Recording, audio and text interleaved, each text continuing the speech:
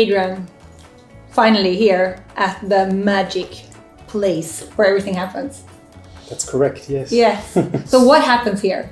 We try to be at the forefront of virtual, augmented and mixed reality here, and have different initiatives running in this field. And one is, for example, just a lab that we have at the Zürich, where we offer team events mainly. Another one is much more like in an exploration phase. So there we look at medical cases.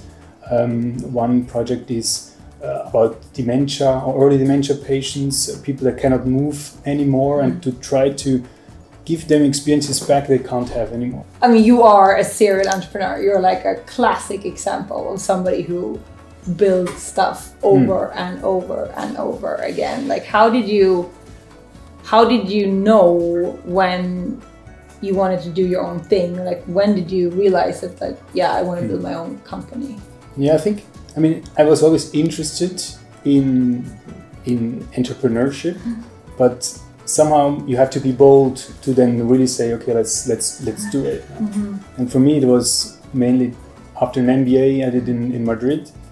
I founded the first company there with my co-founder, and that was the moment of just saying, okay, what next? Now the MBA is over, what should we do?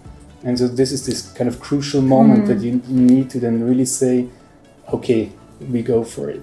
But in terms, I feel like it's a lot of, entrepreneurship is really becoming like a form of career choice today, where many people like really choose not to even try working for a company, like go straight into running your own thing, and you've done that so many times. I've done it.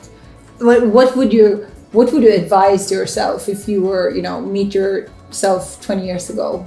What would you be like, hey, think about this? I think I would do it similarly, get a solid foundation in terms of studies, and then follow your passion as well, passion in the sense of curiosity, for example. But I think education, that's very important. It gives you certain confidence, and probably it's hard to start right away just with a company after studies.